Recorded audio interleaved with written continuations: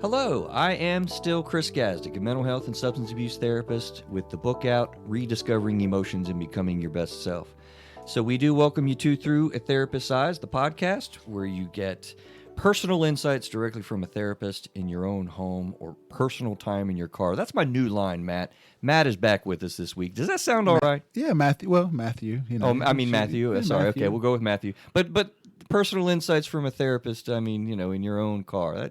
Does that have a ring to it? I think it certainly does. Plenty of reason to tune in and listen further to the podcast. I haven't decided if I want to keep it or not yet, but anyway, we do invite you to see the world through the lens of a therapist, being aware it's not delivery of therapy services in any way. I get lots of questions, right? How do you help the show? What do people want to know? So how can we help the show grow, the podcast grow? That is going to remain nothing but a mystery voice to get your attention. Yes. We do ask for podcast subscriptions, listening on Spotify. You click the subscription tab, hit some reviews on iTunes. Always got to be 5 stars. Really, that does help us out a lot. We ask for that.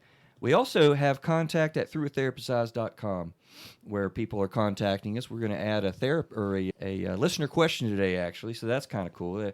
Sometimes we'll put them on the air, or you'll just get a direct response from me. So check out also throughatherapist's.com, where you get full show transcriptions, all that kind of good stuff. Matthew, this is the human emotional experience, and I endeavor to figure it out together. Shall we? Let's do it. All right. One more time. So we're still going along with the new program. We got these cameras. We're also apologetic about Facebook Live. We haven't gotten the kinks hanged out with that. We got feedback that the video was all screwed up last week and the audio. So we're going to put a hold on that, back up, figure it out, come back to it. So be looking for that. Thursdays at 5:30, you can jump on Facebook Live with us. We're looking for that to be pretty fun. Yeah, we have a listener question this time, Matthew. Now, I don't know if you heard, you weren't doing it. It's starting to get blurry for me who was here and who wasn't. But did you hear, or were you here for the show on dating and social media? I think that was Adam. Probably was Adam. Yeah, that was Adam. So, I thought this was a pretty cool question. How do you meet others without social media in a world full of social media? And that one I thought was pretty easy. I mean, how do you meet people? I mean, can we go old school? I think there's lots of ways to meet people, really, and I don't think they've gone away. No. I like to say I met one of my girlfriends in college at a drive-through Hardee's excursion during my late night 24-hour crisis intervention shift. That's where I met a girlfriend. Hardee's. Of all places. It worked out Yeah. well. It did. It worked out well. So I think that really hasn't changed at all. People get really kind of almost reliant on the social media apps and the dating apps and all that kind of thing. And I think that, that really hasn't changed. So, but the second part I thought was really cool. She says, "What do you think about the mental health of serial daters? Is this a huge red flag?" So that was pretty interesting to me. I'd be curious what you think about it, Matthew. I'm used to calling you Matt, man. I know. But see, we're so official now on the podcast. So, yeah. I do go by Matthew. Serial dating is interesting because the thing that I've heard recently is that people now more than ever don't see the value in becoming married. Yeah. So, and particularly on the male front, that there's not as much value in being married any longer. So they just date, and when that gets inconvenient, they'll switch and date someone else, and just serial dating.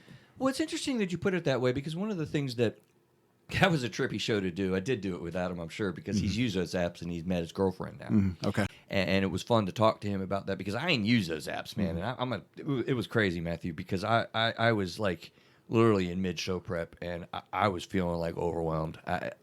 It's trippy. Yeah. Do you know how many social dating apps there are? Oh, I have have no idea. No, that's way more recent than anything I would have been involved with. So we ripped off a list of 20, and I think didn't touch a lot of the things that I have kind of heard before. Yeah. It's overwhelming.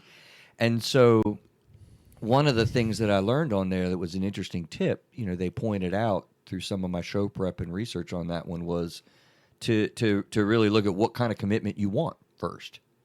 And so you bring up an interesting point, of like, the value of marriage and how that works and how that looks. Serial dating is more accepted now than used to be. I don't know if we can make that statement. Is it a huge red flag? I don't think I want to make the statement that it is, but I think I want to make the statement that it is a red flag for further exploration, right? Like if people have dated and broke up and dated and broke up, you want to have those honest communication conversations about what's going on for you? I mean, what do you want? How what are you looking for? How will we connect on that? Those types of questions. But I don't think it's an immediate total red flag. I mean, it might mean that your intent doesn't match up. If you are very serious about finding a marriage partner. So, I don't know. How's that sound to you? And exploring it more. Maybe it could be a topic of part 2 on that podcast. Go that deep with it. Yeah, we could actually. Well, we haven't done a show on dating for a little while, but I'll put that in my head. Because it is different nowadays. That's for sure. I mean, I don't know if I want to go back into the social dating meeting apps, though, man. That blew my brain apart. Yeah. It did. I guess part of it would be having to evaluate what is the perceived benefit of a lifelong commitment of what marriage is, because marriage is not easy. What are the mental health benefits of a lifelong commitment? Wow. Make a note. I don't have my Post-it note. I want that, actually. That's the bomb. That's good, man. Matthew. Okay. Got to go with Matthew. Matthew Hanks at realty.com. Where do they find you, and what are you doing out there? Well, at Hanks Realty Group, that is our website. MatthewHanks.com I use a link tree as all my social media connections there. We'd love to connect on Facebook or the website or email, whatever the case is. But we serve homeowners, home sellers, home buyers in the greater Gaston market. But we have partners, real estate partners all over the world. So if there's anybody out there looking, no matter where they are, no matter even what country they're in, we have real estate partners in their area that we can hook them up with. So something to keep in mind. We're an international podcast. You're going to help somebody out, and we literally have downloads in Nigeria and different places around the world. How does that work? Specifically, but we are a part of a larger real estate network known as EXP. It's a virtual global real estate company. Oh, okay. And so we have EXP agents all over the world that we can connect home buyers and home sellers with. If they're looking for agents, real estate help in that area, we'd be happy to connect. All right, cool. And the phone number is? 704-931-8480. I don't know if we have that on the website. Call or text. We need to do that. Before we get totally fired up here with the topic of moral courage as well today, so do you speak up? Moral courage is the title. And it's actually a revisited one. Craig and I did this probably a couple years ago, and it was one of those original ones that I really kind of came out the gate with that I wanted to speak to and deal with. And so we're redoing just a couple of those types of concepts because, now we're more grounded in knowing what we're doing. We do that with just a few of them. But so before we get fired up into that, I also wanted to point out, we're trying to get the shows on YouTube. We've got these cameras running now, and do we have an ETA on when people will find those? Do you have any idea? You can just speak out. Mike's lost right now. I'll start posting them next week. Oh, so next week. Yeah, okay. I'll start posting them. I think we're about 2 episodes behind, so I'm going to start posting them weekly. So there's some production stuff after the fact. So they'll start being regular every week. They'll just be a couple weeks behind, and I might catch up. So, all right. Only problem I have, Matthew, is he's like way overdressing me. Yeah, with me? Yeah, you look sharp, man. Well, that's every day. I feel most natural wearing a suit. You know what's funny? I've found with the pandemic, I mean, a little behind the scenes, with the therapy realm. I mean, I used to dress a little bit better, and all, and I'm enjoying the whole dressing down thing. That I think that's actually been a cultural shift. I mean, yeah, I think so too. Well, I was assuming it was your off day, like you didn't work today at all, based on your dress. That bad? Am I going to start? So, as always, I like to think about definitions and what it is that we're talking about, right? Moral courage is something that I've just thought about.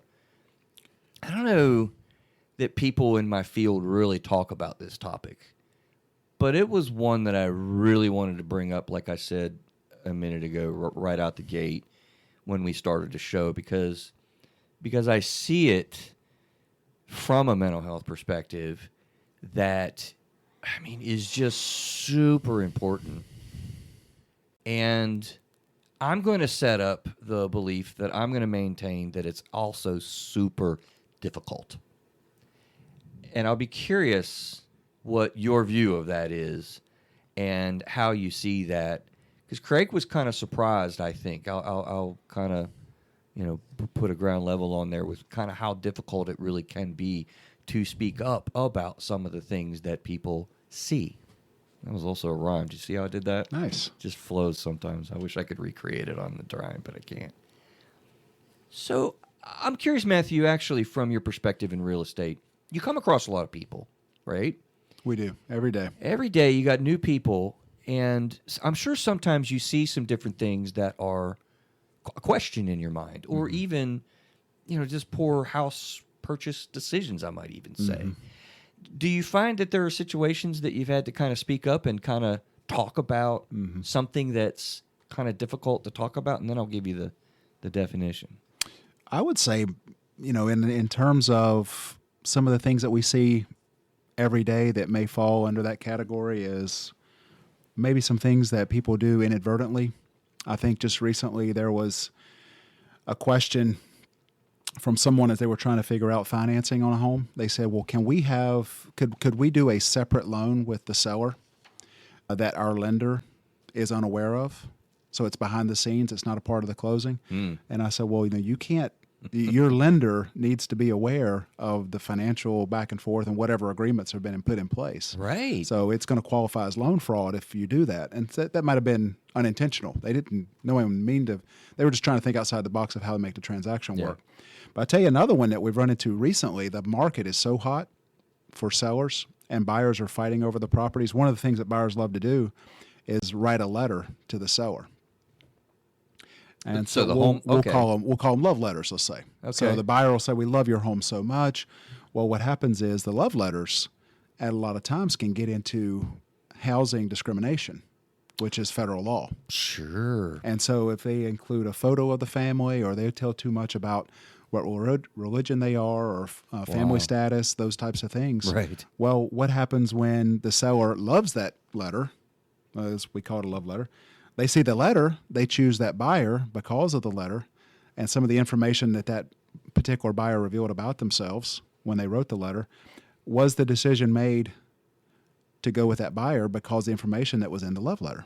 Wow. Well, that seller never meant to discriminate against the other buyers because of the letter. It's just pulled at their heartstrings. Oh, hey, this is a great family. But if they make that decision based off of anything other than the terms, right, the price, the deposits, the type of financing, those types of things, you can't discriminate on those. Highest bidder should win. But what if it's close and they give the benefit to someone of this religion, of someone or this family status or this color, nationality, that type of thing?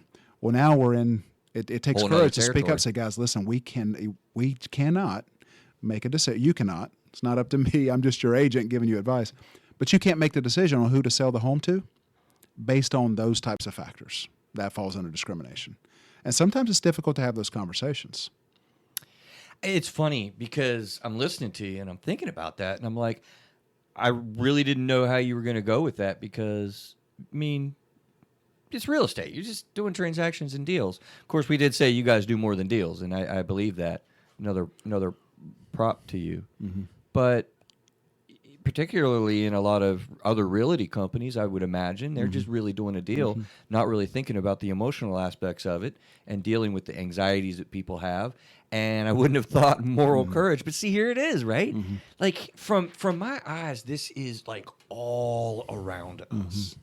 It is. And we don't realize, and part of, like I said, that I want to drive into people today with this topic is how difficult it is to bring these issues right up in the moment, especially because you're caught like right now and somebody says something's kind of like off even in the middle of a deal, and you might lose the deal, by the way. Well, right? that's, I think, when it comes to courage, because you're thinking about what consequences are going to come against you if you speak up, right? It's so much easier just to go along. I can remember one appointment I was in, and they were selling the family home. They said they had inherited the property, and they needed to sell it. Dad had passed away. And they said, now, keep in mind as we sell the property, Dad was adamant, no people of fill in the blank race Right. could ever live in his house. Wow. And I say, guys, listen, if that's the approach and that's what we're going to adhere to, I can't be any part of the sale of this property. Jeez. Number one, I don't believe in that. Number two, my license ain't going to be on the line for even being accused of that. Right. So That's a real conversation you had. Oh, real conversation. Yeah. Yeah. Dad was adamant. No people, fill in the blank race could here. own this. Right. We couldn't consider any offers that would come in from. Kind of makes me sad, but I can see that. I mean, that's in a large part, the world that we live in, and those are real things, and it happens all the time. So, basic definition. This was actually in Wikipedia. I think that's another comment I wanted to make. When I did this 2 years ago, and I don't know what my process was, because it was very early on, what my show prep was like and how I kind of looked at things. Because usually when I'm doing things, I just sit down and I brainstorm and I think about my own experience and kind of go down. And then I'll back myself up with a Google search or something. And then if there's a topic like, social media dating, like I don't know much about, I will have to dig in and maybe even talk to colleagues or whatever. But there wasn't anything out there, I don't think. And now I do feel like there's some pickup on this issue. Interestingly, as we go through a couple of these pieces, we'll see that the nursing field of all fields kind of had a seeming like some research articles about this thing, which was another thing as I was doing show prep and talking about moral courage. Kind of seems like it exists in this little era or world of like academia, religious circles with moral discussions and things like that. I think I saw one little snippet of a thing that was in my psychology field or something in the mental health field. Like, I don't think we deal with this like at all. And that's not a good thing. I think I'm looking for my field to do a little bit more with that. But that being said, it was on Wikipedia of all places. I found a definition for moral courage. The courage to take action for moral reasons despite the risk of adverse consequences, right? But I thought this one was a little bit better. It was part of actually I just mentioned it, the nursing article that I found. The commitment to stand up for / act upon one's ethical beliefs. And I thought that was interesting because it adds a little bit more of what I think makes this kind of so hard to do, which is standing up, which is, speaking out, speaking on an issue. Listen, that is not an easy thing to do, particularly in today's day and age, because we are so polarized. We definitely don't need to degenerate into a political discussion, but you mention an issue that has any air of politics in it, and boom, you're in this category or that category, and that's it. Game over. Mm-hmm. And if you find yourself going against the grain on some level, you get crushed immediately on, guess where? Social media. Right? It's right out there, right on our face, and, it makes it so hard to make good connections on very tough decisions that we're dealing with. So I like that definition, right? The commitment to stand up for act upon one's ethical beliefs. That's pretty strong. So let's do a little segment on what is needed for moral courage. What do you need to execute this? Question? Well, we can make it a question. I mean, what anything float to your mind immediately? Well, I think it starts with knowing what right looks like. Okay. And so you have to have a clear idea in your mind of what, having ethics, having morals, what does right look like? Because if you don't know what that is very clearly and you're in the situation, you may not even know whatever's going on is wrong, and you need something you even need to speak up about. So you need to be able to know it, number one, and then recognize it, number two. And if those two things happen, then it's on you. Well, now what are you going to do about it? You're touching on something that I had in my list somewhere in my thoughts was, how did I put it? I think I put it as cognition. Because, again, I'm going to take this from a mental health perspective and how we deal with the feelings and the emotions and the relationships and the boundaries with it, right? And so what I hear you kind of talking about was my thought on cognition. Sounds simple, but honestly, you have to think about these things. If you're not really examining yourself or thinking about your family culture or, what's kind of going on in the world around you, there are a lot of people that very much like to just, and I'm guilty of this myself. Like, dude, I get so busy and I have things going on and I'm running therapy practice all day and running around with the kids. They're getting a little older, so that's letting up. But, to sit there and think about the issues of the day, it's a drag. There's a lot of people that simply don't do that. Not that it's bad either. I mean, you got to take a break from everything. But when you talk about knowing right from wrong, there's commonalities that we all have. It also stands to reason that you can get into some danger ground here because you can also fill in your opinion on topics that are controversial, and then you're not really going on right or wrong. You're going on your view of right or wrong. So that can get a little hairy, which is why it gets in academia. That's where we think about these things. Religious circles and academia is where moral courage seems to have the biggest shakeup. But I think that's a good start. Of course, courage. That's where I started off in my thought process. This is a segment on what do you need to execute moral courage? Well, obviously, courage. Where do you develop courage? Do you have levels of courage? How do you build courage? Is it something you just have innately, or is it something that you experiment with? There's a lot there. And not to say that there's not a lot of courageous people out there, but I think there's a lot of fear, and that's a little bit of a foreshadowing what makes this hard. There's a lot of fear out there that will... Courage is hard to come by, I would maintain. Insecurities, doubts, negative self-talk, anxiety, a lot of the things that we have in the mental health realm are directly against having and growing a sense of groundedness and courage. Does that sound crazy? No, I mean, courage, if you haven't already done a full show on courage, I think it's definitely a topic deep enough that you could cover. And I know we're covering a lot of that today. The thing that comes to mind, that the instance that I think about, and me as we talked about parenting last week, but me as a dad, I've got a 7-year-old, 9-year-old, and 11-year-old. But I think about the challenges right now with bullying. Right. And in schools and in groups of peers, and whether it's online or in person, whatever the case is. But I think about a situation like this with moral courage and how all the conversations we've had to have with our children about bullying. So number one, it starts with them that they shouldn't be bullied. But then what if someone else in their class is being bullied? Right. So the easy thing to do is just sit back and let that go on because, hey, that bully's doing it to that kid over there. And it ain't me. And it ain't me, so I'm staying out of it. Good. So the moral courage factor would be, do you recognize that that's going on? Do you have the situational awareness to see that it's going on? Number two, do you recognize that it's wrong, that it shouldn't be going on? So you see it happening. You recognize that that's wrong and it shouldn't happen. So that's where the moral compass comes in. You know that's wrong. You know you shouldn't bully, others shouldn't bully you, and you shouldn't see it going on. But then once you see it and you recognize it and you know what's going on, now the courage part comes in. It didn't take courage until now. Right. But now the courage part comes in because now what are you going to do about it? And when you step up in the face of consequences and you tell the bully, hey, this is wrong and this ain't going to happen.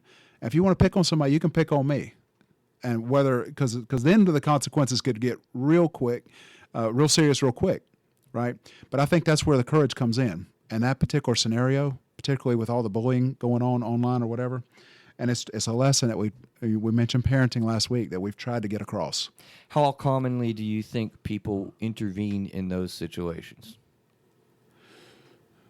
Be interesting to know. Not really a trick question, but yeah, I don't know what the answer would be there, and or even how you would know. And I think it's rare.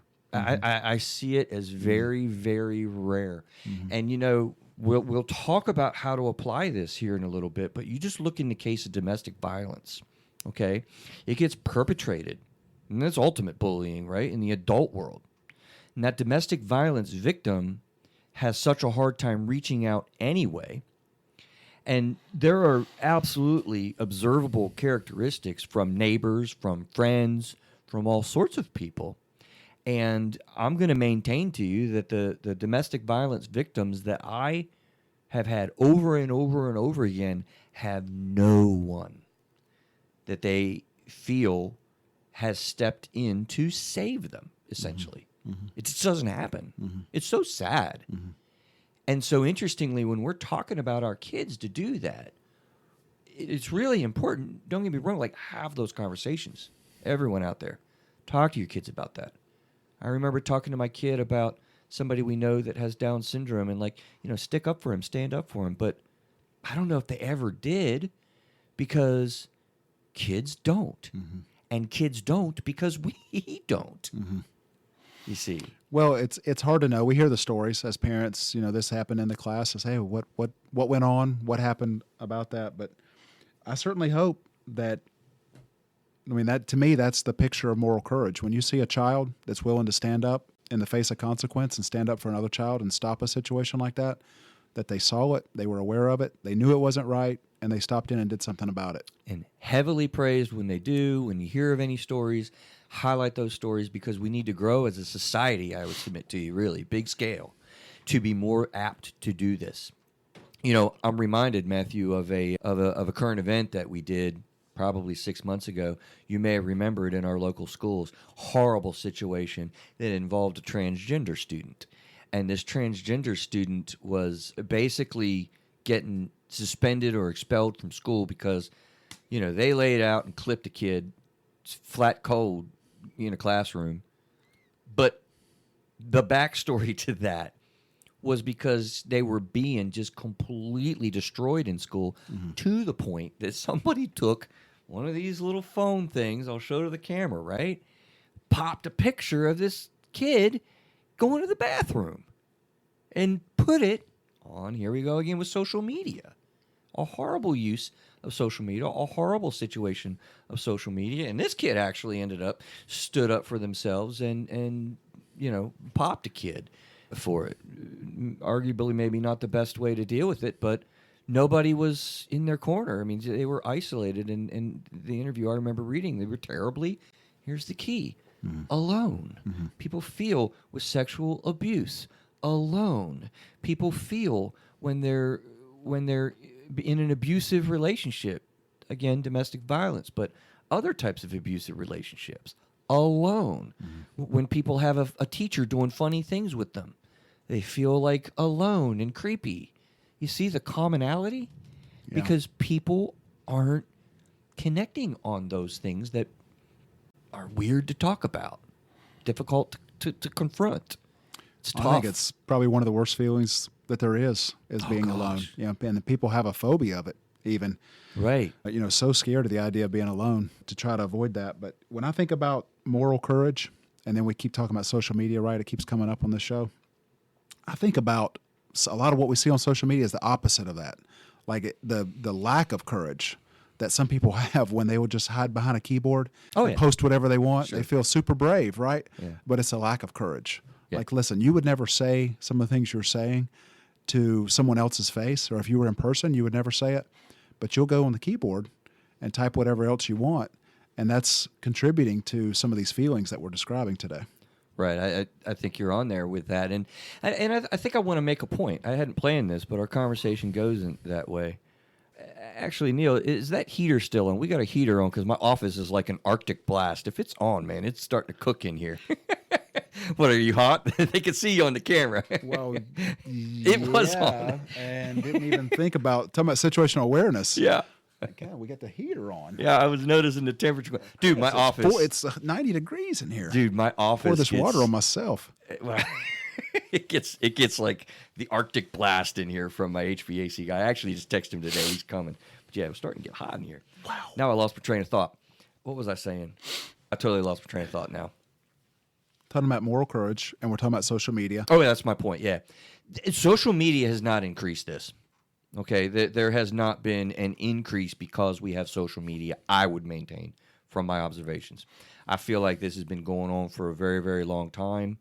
What specifically are you referring to there? What has the need for moral courage and the events and things that we have going on. Mm-hmm. Another one is like mass shooting events with people that have, horrible life experiences that they feel disenchanted and, and harmed in some way socially and emotionally, and they develop lists and go out and create these events. Mm-hmm. I don't want to get into this topic right now, but the mass, injuries and murders and events that we hear of lately.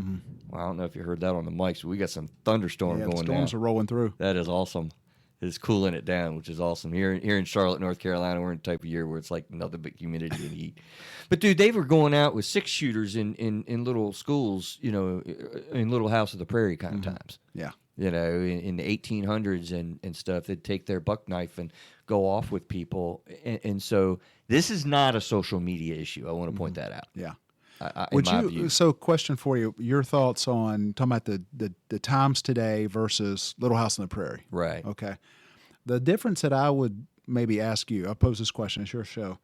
Do people see black and white in terms of what morally is right and wrong? Do they see it as clearly today as they would have back in those days? I mean, think of every issue. I mean, we've mentioned several already: bullying, transgender issues, abuse, sexual abuse, things like that. But I wonder, okay, so I wonder back in those days, was moral courage maybe not thought of differently because right was right, wrong was wrong, and it was more black and white? Isn't it easier to be more courageous when something is just blatantly in your face Maybe wrong? so. It's a good question, and I'm glad you pose it because my meander, I'll answer that from a mental health perspective, right? Because my mind immediately goes to emotions and feelings. And that has been gray since the beginning of time because of our amygdala, our brain structures with neurotransmitters and compounds that create the feelings that we have. That ain't any different. And so I would suppose, because I wasn't alive in 1820, or even in the Dark Ages, man, back in the Middle Ages and stuff, human beings have always had this emotional experience that makes things very unclear. Because I know we like to think about it as, oh, well, life was simpler then, and we would just deal with things better then. And I'm not so sure emotions were dealt with much better then. I really don't. Now, there is a little bit of anxiety creation by the choices that we have, the technology that we have, a lot more exposure to things. So I think those things probably create some dynamics that are interesting there. But emotions, no, man, they're the same. Domestic violence in the Middle Ages was going on, I guarantee you. And as a matter of fact, maybe even less moral courage was needed because some things were counted as acceptable, whereas now they're not. I don't know. Does that make sense? Does that answer? It does. some of It, that? it seems like on a number of topics, and I'm not thinking of anything specific, or that because this is all conversation that's come up Right. since we started the show. But it just seems like in today's day, there seems to be a spectrum that people are more scared today to call something right or wrong, and they say, well, it may be right for you, Yep. it may be wrong for you, but this is who I am, and this is my truth, and this is how I identify. Yeah, those types of I things. I think what I'm saying is emotions and the way that emotions are managed. It was equally as difficult then to now. I don't have a study. I don't have anything, but that's my sense about it. I really and I'm glad we clarified that and got on that note because we listen. Maybe even more so nowadays because we have some knowledge and we have some information that has taught us about anxiety. But it's kind of like, look, I know I have anxiety and I know this is more difficult for me than it is for other people. So I'm going to let other people deal with that because I'm already dealing with enough myself. So I think emotions have not changed and it makes it super difficult across the board. And I think if we realize that, that's part of what the goal here today too is to bring this to people's awareness so that we can do more of this.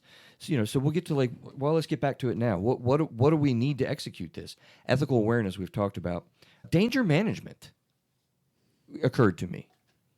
If you're in a situation that you're observing, somebody's being a little bit bombastic at work and domineering and making bad policies, you need to be thinking about what is your management of danger.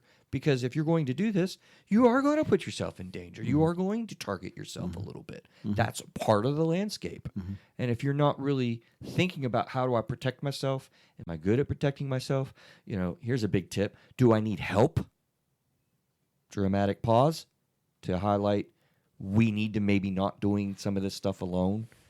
Actually, I forgot that. I think I talked about that the first time, and I didn't talk about that on my list this time. So I'll do it now. Is it true to say that one of the things we need to execute moral courage is the help of other people? I think that's pretty clear. It could be. You I mean, know? there's times where the truth is truth and right is right. If you're the only one that stands up and says it's right, or you could have a group stand up with you. But either way, it took the courage to stand up in that moment, whether you had to do it alone or not. Right. But I'm saying and suggesting, like if you've got a neighborhood issue, can I talk about that? Yeah, I think I'll go ahead. We had an issue in a neighborhood where there was a dog that was of concern, big dog, and who's gonna say something about the dog? Everyone's talking back in the corners, this and that, whatever, right? I don't know if it was me or not, but I think I was a part of the whoever couple people got together to say, yeah, we need to say something. Mm-hmm. Let's go together. Yeah. Well, the larger the crowd is, would Right. you say the less courage it takes to do it? The larger the crowd, the less courage. Probably a fair statement. Because if you have to go it alone, but it's better to do it before you find out the dog hurt someone and no one said anything. Yeah, exactly. I mean, that's what you have to keep in mind in a situation like that. I think so. I So, think so. like, if you had to do it by yourself, it probably takes a little more courage than if 5 or 6 people gather around you. I meant to put a plug out there too. It is a good topic. I didn't put this on my show notes to point out, but our shows are building on each other. How to stop a bully. I got 3 steps that deal with any conflict. And look back in our show notes. I definitely don't want to spend much time on it today because we don't have time. But how to stop a bully in three steps.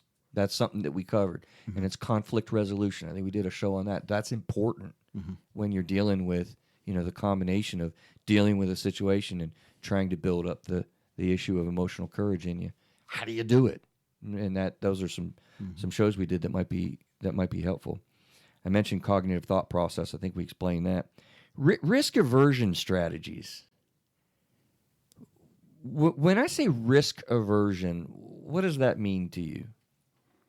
Risk aversion, to me, it's that if you don't have a appetite for risk and you're trying to avoid it, it's navigating situations to avoid the risk. Okay. Yeah, I wasn't sure if people pick up on that phrase. I mean, it's something that we talk about in the therapy field. This is a big part of moral courage. Mm-hmm. It is your ability to tolerate your natural aversion to risk is huge. Okay? Any idea what part of the brain we're dealing with when we're talking about this? This is a pop quiz. I would have no idea. Way outside my area of expertise. So unfair to ask a real estate agent this right now. Last week you asked me if I'm a therapist. Let me just put the cards on the table. I am not. Right. I have no idea. Right. The amygdala. I'm sure you've heard of it, right? The fight or flight, right? Okay. From Psych 101. I'm sure you've come across that before. Look, this is a powerful component in our brain. Right here. It sits in our brain. Our brain. Cameras. I got cameras. That's pretty cool. If you pry it off the frontal cortex and you pop in the middle of your brain, some people believe it's the oldest part of our brain right here on top of the brainstem. And this little emotion component in our brain, a big part of it is the amygdala. You get the hypothalamus. It's our emotional center. A lot of things go on there. The amygdala is a fundamental part of our body that makes us live in the face of danger. So if you're sitting out there and you listen to the comment about risk aversion and say, "Oh, I'm courageous. I'm pretty comfortable with myself. I would speak up." Let me tell you something. Your brain is working against you hard with adrenaline and cortisol and very powerful emotions. So powerful that if you're triggered and in a fight or flight state, dude, a human being can pick up a car when their kid is pinned under it. Now, I don't know about you, but dude, I can't pick up no car. Mm-hmm. It blows my mind away to think how amazing, first of all, our bodies are created. Yeah. Right? That in a fight or flight situation, when your body gets triggered, like, you can become that powerful to literally pick up a car. Mm-hmm. When you interpret danger, when you interpret risk, and here's the point, your amygdala fires that way. Mm-hmm. And you're trying to go through that to deal with a situation. Mm-hmm. Now, if you hadn't realized that previously, think about that conversation with your kid. Right. You're literally trying to tell your kid to fight against your amygdala, speak up in a risky situation, and be that courageous person. And I'm laughing because, doesn't that sound impossible? Yeah. Well, I think that's why it's got to be super clear. They have to be able to see it and know that it is 100% wrong what they're witnessing for them to stand up. And the fight or flight, I think, because they're in that moment where they could literally be in a fight, and a literal physical fist fight in that moment. You're so threatened. it has, yes. And they're willing to put themselves in that spot. So that it takes tremendous moral courage in that moment. It's scary stuff. Our common friend, Craig, he talked about, going to a jiu-jitsu competition. He's like, I'm feeling edgy. I mean, he can take both of us put together, right? The guy's ripped and he's Mr. Jiu-Jitsu and whatever. And he was honest to the show about that. He's like, look, I am going into a fight. And you feel that, even when you're in a controlled environment, And a lot of times you're in a dark alley with a guy who's committed domestic violence and you're trying to have a conversation with this guy who's absolutely threatening this woman. And think about that. Mm-hmm. You going to speak up? Mm-hmm. I hope I would. But I'm not going to lie. You might freeze, too, because you never know until it's real right now in your face. Yeah. And your military experience, I'm sure, knows that. Yeah. Well, you see that. I mean, that's part of the thing you're keeping an eye on the other pilot. All the Army aircraft are two-pilot aircraft. Okay. And you're keeping an eye on your crew members, because if somebody freezes up in a moment like that, that falls back on you. I was talking to a guy that went climbing Crowder's Mountain, our local area that a lot of climbers go to. Yeah. Said he was up on about 100 feet up, and the guy froze. So what do you do in that moment? Right. But it was the risk that he was feeling, and it caused his body to shut down. And he was telling him, he said, I'm shutting down. He literally told him, and then he's up there 100 feet off the ground, not only dealing with his own risk of his own, but now he's got that liability he's got to deal with. Absolutely. But I think it illustrates what you're saying. You don't know exactly how you're going to respond until you're in the moment. You really don't. I think when we talked about moral courage first time, I pointed this out too. I don't know if you remember the movie Saving Private Ryan. Oh, of course. Yeah, it's a good, great movie. Mm-hmm. Well, towards the end of that movie, there was a poignant moment that spoke loudly to me when it comes to the amygdala, the brain, and the chemicals and the fight or flight.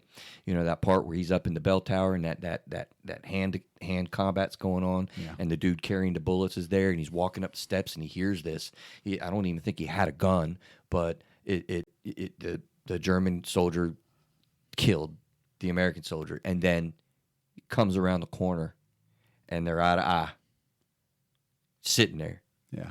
And he slowly takes a walk down the steps, and he's standing there. Yeah. Dude, I could feel his freeze. Yeah. I could feel that poignancy of, I'm done right now. I'm cooked. I can't. Yeah. What am I going to do? Yeah. It's tough. Mm-hmm. So, all right, risk aversion. We talked about episode 145. Are you stuck? How do you get out of avoidance? And then 140. Why is change so hard? These are things that all contribute to how do you get out of the fear-based feelings? Because there are ways to do it. Those are some things that we talked about in detail and depth. And we dove deep on how to get out of that so that you can take some steps. Because a lot of times this is also in slow motion. You're going to see something developing over months or whatever. You're like, should I say something? Should I do this? How do we deal with this? What? And there's the keyword we, right? You're working on it. Yeah. And you can build yourself up to deal with it. Mm-hmm. Sense of being self-assured and having self-confidence, was another thing. I think we've touched on that. Again, if people are out there listening thinking, this is easy, I got this, I'm grounded, I've talked to people before. Well, have you ever thought that you were going to prevent a murder before? And you got to deal with that? Or what about the consequences? I mean, if you speak up and there's no consequences to what you're saying, it's a different story when you're in a situation where you understand, if I speak up, I'm going to put myself in that situation. And now the consequences can come against me. Two totally different things. Yeah, whistleblowing is part of what happens there. I mean, that's That's a terrifying thing to be a whistleblower because you're going to speak up about your boss committing fraud. And we know that happens all the time. Yeah, it happens in real estate. Well, it's tough to do it anonymously. Right? Even anonymously, your name's not even on it. So you're just blowing the whistle with no one knowing it was you that did it. Right. That even takes courage. But imagine putting your name on it. I think you're right. You know, I mean, I'm not going to want to speak up against my boss. He's my boss. I'm trying to get a raise. I'm just trying to get through the day. Like, Whatever they do with their business, that's tax problems. I ain't worried about that. Well, that's what happens with people in big companies and corporations and things. So And small ones. what's that? And small ones. Yeah, well, yep, good point. Yeah. Thank you for that, Yeah. right? If it involves people, you're going to be dealing with these type of situations. So what is it needed to do moral courage? Courage itself, ethical awareness, danger management, cognitively thinking about this, dealing with your own aversions to risk that I think we proved, leadership, we didn't talk about that, and then being self-assured and self-confidence. This is a point that I wanted to make. This does not have to come from a leader, right? Absolutely not. I think that's a failed philosophy, so to speak. It's an emotional, what would I call that? Kind of a, an emotional reframing avoidance technique. How's that for psychobabble? Okay. Right? I might need to hear that one again. An emotional reframing avoidance technique. Like you'll see things Okay. and you'll reframe it in your mind to minimize it and make it not so much of a big deal or not my responsibility. And we'll do all this back and forth in our heads and just absolutely not my problem. Yeah. Isn't that where the Good Samaritan laws came from? Probably, yeah. If you see someone hurting on the side of the road, the easy thing, keep driving. Right. I'm staying out of it. I don't want the liability. I don't want, but you stop, you help that person. Hey, you're going to be covered from liability that's going to come onto you. Yeah, and in my old days, I had to get CPR certified and trained in my field a lot. I don't now as much, but y'all, am I not correct to say, maybe this was so long ago, do you not still have to cite your CPR certified and you can go at it, or is that kind of gone by the wayside with the Good Samaritan laws? Because you're right. Well, I would certainly hope that if someone's life is on the line and there's someone that has some type of certification or knows what they're doing to make some attempt to save that person's life. But I think in today's day, with the legalities and how litigious our society is, people just keep driving. Keep me out of it. Neil picked up the Sucks to mic. be What them. you got, brother?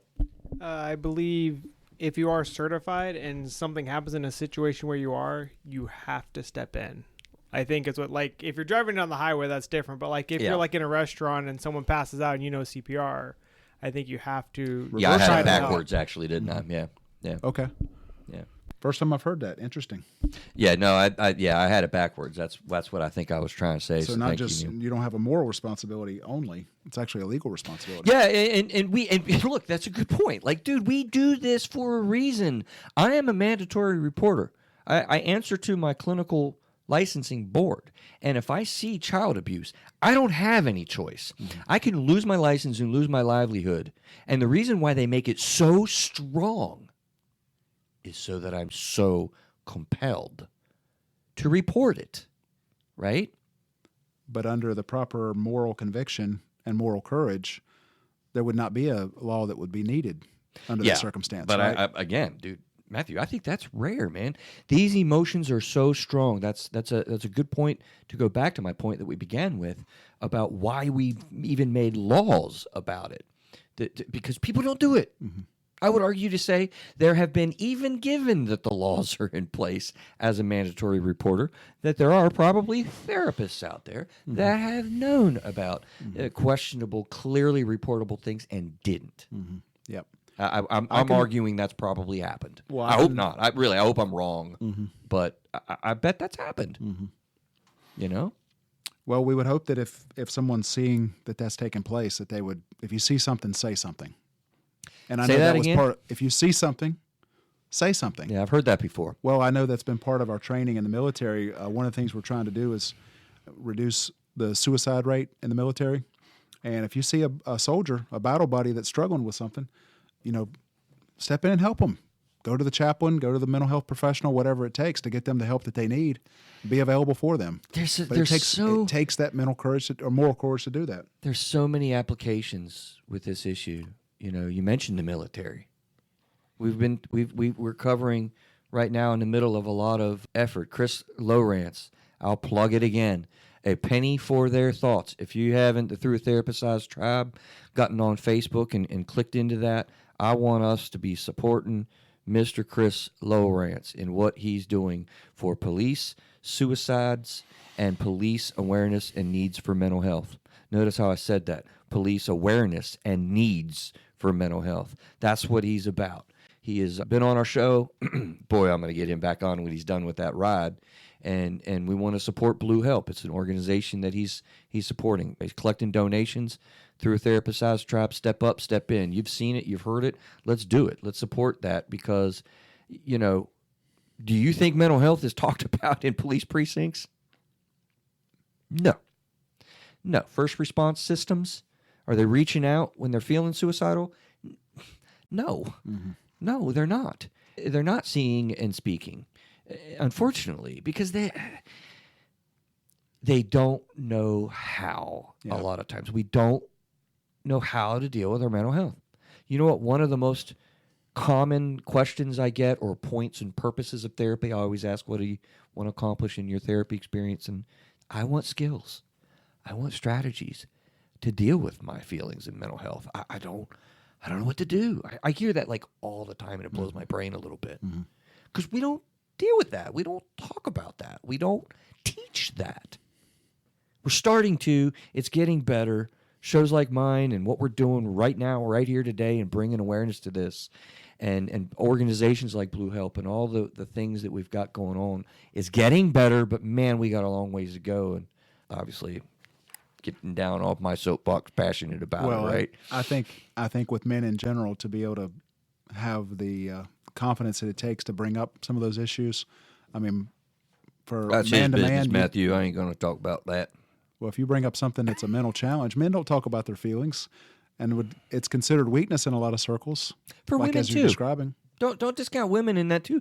You know, women are like, yeah, I want to be a strong woman. I got it all together. I'm here for everybody, to make everybody happy and the family well. You know what? They're fearful. People are fearful, and I just think that if we're honest about that, we're honest with ourselves about that, understanding what we're going through, then we can do it, and we can overcome ourselves. But you got to be aware that you're your own roadblock a lot of ways to taking action. So again, a couple other things about this that then I want to move on to maybe some examples and stuff. Why is this so hard? In a word, fear. We talked about that. Amygdala, good old amygdala. I wish I can have an amygdala-ectomy sometimes, man. I've actually It's there for a reason. It is helpful, but man, it's so many times not really needed in the emotional situations you have with a marital fight, or, you know, in these situations as well with you know, the risk that you're taking, the dangers that you put yourself into to speak up and whatnot are nowhere near the level of what your amygdala is actually reacting to. I'll make that bold statement. You know, we have an amygdala to make sure we don't die from the bear that's jumping at us. And that's important. It's important. But your boss is not going to be able, a lot of times, to jump at you if you speak up. The domestic violence victim is actually completely lacking courage. I'm sorry, not the victim. The offender is completely lacking courage. But our amygdala sort of figures out this picture that they're the biggest gorilla that's going to kill us. Am I saying that right? Do you follow that? Yeah, I think I know where you're going with it. You know? So a couple other things that really jump in there, too, that we haven't talked about. Judgment and shame. You know? Fear of being a Karen. What? I'm going to admit something. I think I know, but I've never really actually looked it up nor cared. You know how they say, you know, don't be a Karen? Do you know the true definition of a Karen? Like, what are people really using that for? I heard somebody talking about the other day, and they said it was a short-haired, middle-aged female that has complaints for the manager. Yeah. That's how they described a Karen. Right. Yeah. And that's the impression I had. You know, somebody that's, I actually just, I saw it on a show. I'm totally into Manifest right now. I'm totally driving hard on, found the season 3 is free on Hulu. Like, yay, that was awesome. I was about ready to drop money to watch it. And anyway, there was this lady that was just making all kind of complaints and arguments in the neighborhood, and the police officer was coming for an investigation. Look, here's my point. Shame and judgment, and we have these memes that are out there and these things that people are saying that actually discourage speaking up, right? Yeah. Don't be a Karen, Matthew. We got to have like, don't be a Joe. Like, what's the guy's version of Karen? Yeah. I don't even know. Yeah. But Kevin. Kevin. All right. That's my neighbor's name. He would take offense to that. He might listen to this too. Yeah. I'll hear about that, man. I'm going to get in trouble. But isn't that contrary to what we're talking about? Well, I think that's where the right and wrong comes in, because if somebody's complaining about something that you don't see as being wrong, then that's where it comes in as being a Karen. Trivial type things. Yeah. There's that. Thank you. There's a good component that's like, don't be complaining Trifling. about the dog that pooped in your yard. Like, come on, calm down. But right? But that gets carried on and perpetrated to, stop complaining about this. Go with issue. the flow. Say, Yeah. it's not your business. Right. Keep to yourself. That's a big one. It's not your business, and keep it to yourself. You know what? We used to have this big thing. I think we've blown it up a little bit culturally. What's in the home stays in the home. You know what the number one biggest issue with sexual abuse in a home? Secrets. It's the number one issue that we deal with. I can't tell you what happened, Chris. You know what? Yeah, you can. And we get to the point we do. But I can't tell you how many clinical strategies I got to use and management of that situation to have somebody feel safe enough. Matthew, 25 years later, to be able to tell, like, who am I? I can't tell you how humbling it is when people tell me, the only person in the world that at that point for them, that they have told what happened to them 25 years later. That's how powerful this stuff can be, And so we deal with that, and a lot of things come out. And then guess what happens when it does? Instantly you start getting better. It's awesome to watch. Well, I think in that case, the fear of the consequences is they're not necessarily concerned about the consequences for themselves. Isn't it the other person, the love that they have for the other person, even though the sexual trauma is going on and the sexual abuse is going on, if it's a family member or someone close to them, they love that person. They don't want to see them face the consequences. Right. Yeah. There's a lot. Yeah. There's a lot of things. I mean, that's in the form of judgment and in the form of shame and in the form of these emotional experiences that ensnare us and trap us. And again, here's the point of all this is not like, yo, how hard it is. It's let's get real about what we're dealing with so that we can be more effective. Right, at mustering ourselves up and gaining our own support and managing ourselves to grow this courage so that we can deal with these issues. Like, it is okay to deal with emotional and mental health and societal issues. It's okay, and that to a certain extent goes against the grain.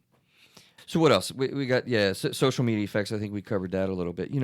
When we talked about this before, we where this whole show concept was born for me in one of these conferences that I go to. Craig got tired of me hearing about continuing education credits. Now, look, I love learning. I do. It's just I start not getting much out of some of the trainings that I go to, and particularly the ethical trainings. I mean, they're important. Don't get me wrong. I love them. They're important. The board, hear me. I will go to all my ethical conferences that I need for my CEUs. But, man, I went to this one particular one, and they really went down and layered through not the Urban Meyer one. It was the Penn State case with Jerry Sandusky. Right? You remember when that was all coming down? That's been a number of years ago, but I do remember. Right. And everyone's amazed at how could this go on? There's no way that this could have been going on and no one knew. Well, they did know. And this person just studied it, and this was the best ethical training I've been to in my entire career. I was locked on the whole time. It was awesome because it was a real applicable, real life series of characters that were played in the scenario. I mean, right down to a janitor who absolutely watched, an event that was in questioning in his mind, and don't know if it's Jerry, Mr. Sandusky, but that night after this event happened, he walked out to the parking lot, and there was a car that slowly drove around the parking spot, took a parking spot in such a way where he up on the hill shined his lights directly down at this janitor as he was walking out to go to his car. You gonna talk? You better not. That was the message. I mean, it almost gives me goosebumps to think about. That guy, he's a janitor. What's he supposed to do? And in this conference, they put us in, groups and had us all, pick a character and play it out. I mean, dude, it was a brilliant conference to really get us thinking. What do you need to be able to speak there? What do you how are you going to cope with the emotions that come around that? At the time, this was Jerry Sandusky. I mean, he was a huge Penn State football coach. Yeah, larger than life. And what people love to say is, well, if I would have been there, Right? if I'd have been in that situation. Right. I'm trying to blow that crap up today. Right? Because what happens if you were there? Okay.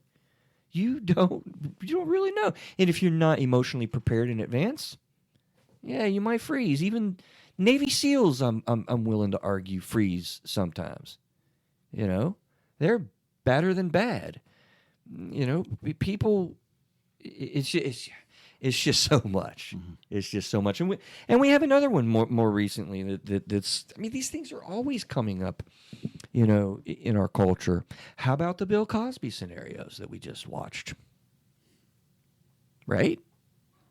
Yep. His Father friends, Bill, his, man. His handlers. Yeah. People around him. Right. That would have known. Right. And it was a pattern over years. This is a national family man, yo. Like how I used the yo there. Yeah, that was That was all right. nice. Okay. I do get corny, Matthew. You know me by now better. I saw you earlier. I You're can like, tell oh, stories. Gosh, oh my gosh. but who's going to talk to that? And people that have come out and talked about, the She Too movement. I don't know where that went. To deal with these issues. We need a lot of encouragement for people to be able to come against their handlers or come against the person to kind of speak up and speak out. Because if you think those are the situations that are isolated, come on, man. How many times did this happen? You mentioned small companies. There are small business owners that have had many a secretary that have been absolutely inappropriately touched regularly and are terrified by it. And how about this? I want to call the She Too movement the He Too movement. How about that? How many men do you think have been sexually accosted? Women have gone up in the ranks, right? The glass ceiling is breaking and shattering, and they're powerful women. And they're inappropriate with the dude. Do you think a dude is going to say, "Oh, I was touched inappropriately. That made me uncomfortable. I don't know how to handle that"? Let me give you an answer. Hell no. Yeah. Right? But it happens. I'd be willing to stake my career on that. And people that are in these situations, they need help. So here's a takeaway that comes to my mind. Look, whatever step you can take, however small it might be in your mind, take it. If it's no more than you notice a woman in an office that's just had an uncomfortable situation, get eye contact with them. You can see it on the cameras. I just winked at Matthew. Just, in a knowing way, like, I get it. You're not alone. If that's all you can muster, fantastic. Hats off to you. That's great.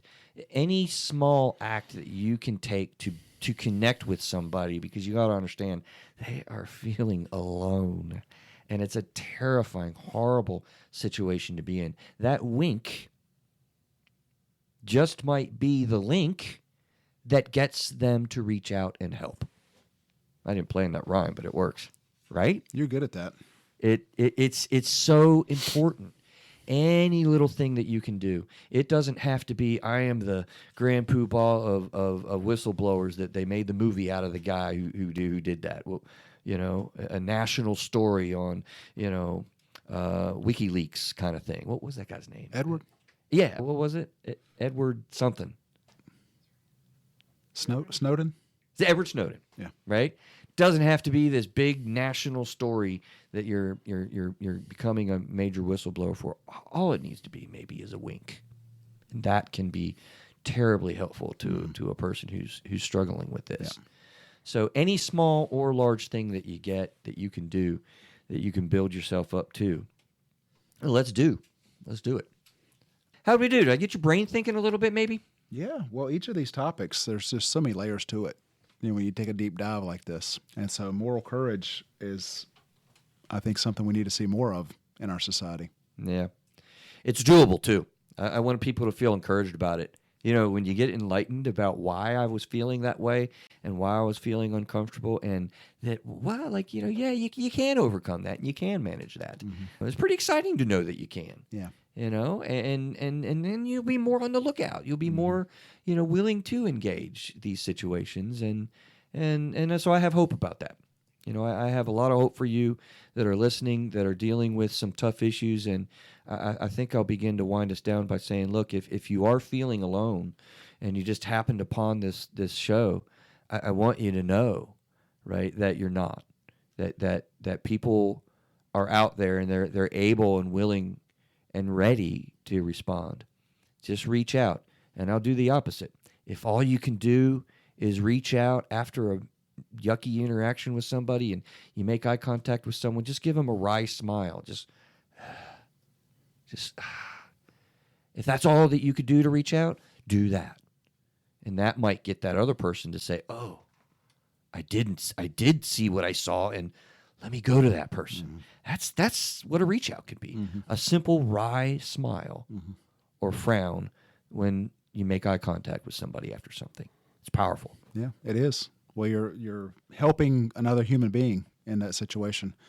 And imagine the significance you can have in their life just by being that person that shows that courage. And as you just very well illustrated, and I think communicated well the way you put that, is that courage can take on many forms. It doesn't have to be the stand up in the face of the bully. Right. It can be a wink, a smile, raise a hand, send a text, whatever the case is. Right.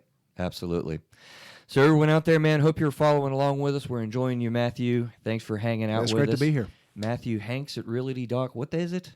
It's Hanks Realty Group. MatthewHanks.com. Well, yeah, you'll find me there too. MatthewHanks.com. HanksRealty.com. Man, we love you hanging out with us, and we will wish you all well this week. I know it's hot in the summer months around here, but we'll get through it, and we'll be looking for you next week. Take care.